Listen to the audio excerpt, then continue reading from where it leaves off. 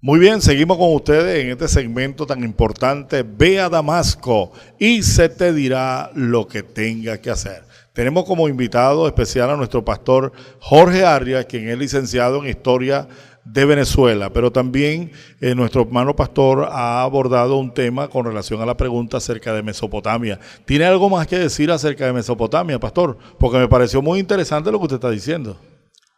Bueno, Mesopotamia es una región muy importante en el mundo antiguo.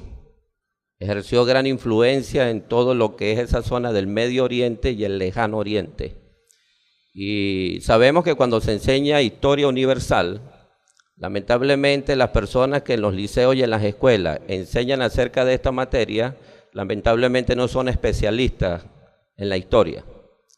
A veces son personas que tienen otras profesiones y por no conseguir trabajo se les asigna la materia de historia. Y por eso que a veces los muchachos se quejan de los profesores de historia porque no son las personas especializadas en la materia y la enseñan de la manera más aburrida.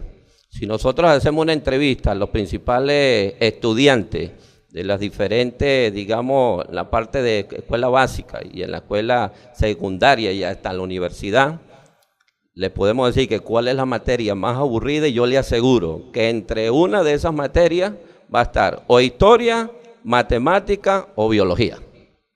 En mi tiempo, hace como 30 años, cuando me tocó a mí estudiar, o creo que un poquito más, nosotros le llamamos unas materias las Tres Marías. Las Tres Marías, correcto. Que era química, física y biología. Y ahí se podrá agregar historia porque era la que dormía todo el mundo, lamentablemente. Pero la historia es una materia tan importante porque ayuda al ser humano a entender de dónde venimos, qué hacemos aquí y para dónde vamos. Esas son las preguntas también que nos hace la Biblia. Correcto. Mucha gente cuando no encuentra respuestas a estas tres preguntas, la gente dice, ¿qué hago yo en este mundo? Y lamentablemente toman la decisión de quitarse la vida. Porque la gente no sabe de dónde viene, no sabe qué hace aquí y no sabe a dónde va. Entonces es muy importante conocer la historia de todo. Por ejemplo, conocer la historia de Guanare, conocer la historia portuguesa, la historia de Venezuela, la historia de América, la historia de Europa, la historia del mundo y como estamos tratando en este tema, la historia del mundo árabe. Correcto, sí, la historia del mundo árabe específicamente. Gracias por su aporte, profesor y pastor además. Me parece excelente ese aporte. Y tengo otra pregunta para usted, con todo el respeto que usted se merece, ya que usted es un hombre que está versado en la materia de conocimiento. Y de hecho, para dirigir un pueblo se necesita conocimiento. La Biblia dice, en Oseas 4:6, dice, mi pueblo perece por falta de conocimiento. Es decir, el conocimiento es sumamente importante para establecer pautas en la vida diaria, para enseñar, para conducir, para equilibrar una sociedad.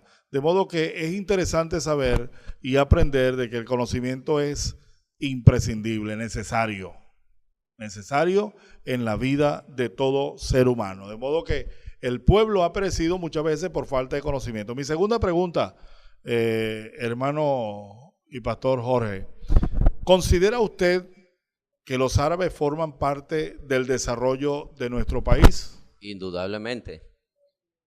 Me acuerdo que escuchando los cuentos de mis padres, ellos siempre tuvieron una relación muy genuina con árabes. Yo creo que los venezolanos tenemos una relación histórica con los árabes desde que ellos deciden venir, específicamente, digamos, a Venezuela. Y me acuerdo que las primeras personas que emigraron de esa zona eran los de Turquía. Por eso que cuando uno ve un árabe, uno le dice turco, porque fueron las primeras personas que emigraron por diferentes razones de guerras civiles, razones económicas, razones sociales, razones políticas, y emigran a Venezuela como un país que ellos vieron accesible para poder desarrollar el futuro que ellos querían para ellos mismos, para sus hijos y para sus descendientes. Y ellos llegan con el deseo de trabajar, con el deseo de dar todo su aporte, con sus destrezas, habilidades, deseos de hacer de este país un país grande, y lo hemos visto principalmente desde principios del siglo XX, que viene esa gran oleada de inmigrantes, específicamente de esa zona, y vienen a formar parte de la cultura y la idiosincrasia del venezolano.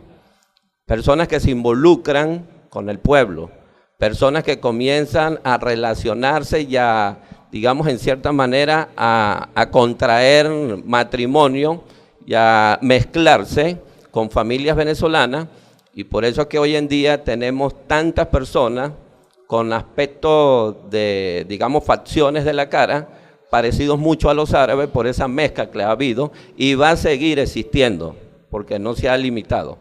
Su influencia en Venezuela ha sido en todos los aspectos económico, político, social, cultural, literaturas, etcétera.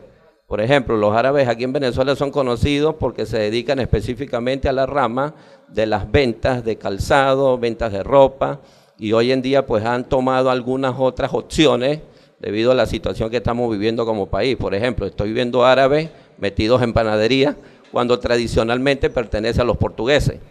Estoy viendo árabes que ahora también se están introduciendo en los negocios de restaurantes, en los negocios de construcción y en toda esa serie de negocios que por la misma situación ellos se ven en la necesidad de involucrarse para poder subsistir y poder continuar aportando su desarrollo al país y a, digamos, a Portuguesa y a Guanare como tal. Eso es correcto, pastor. Usted tiene suficiente razón para decir eso.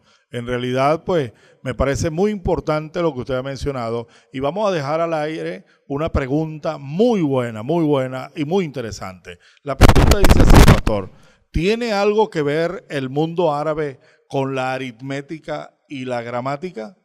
Vamos a dejar esto al aire, esta pregunta, y volvemos en breve con ustedes con el programa Ve a Damasco y se te dirá lo que tengas que hacer.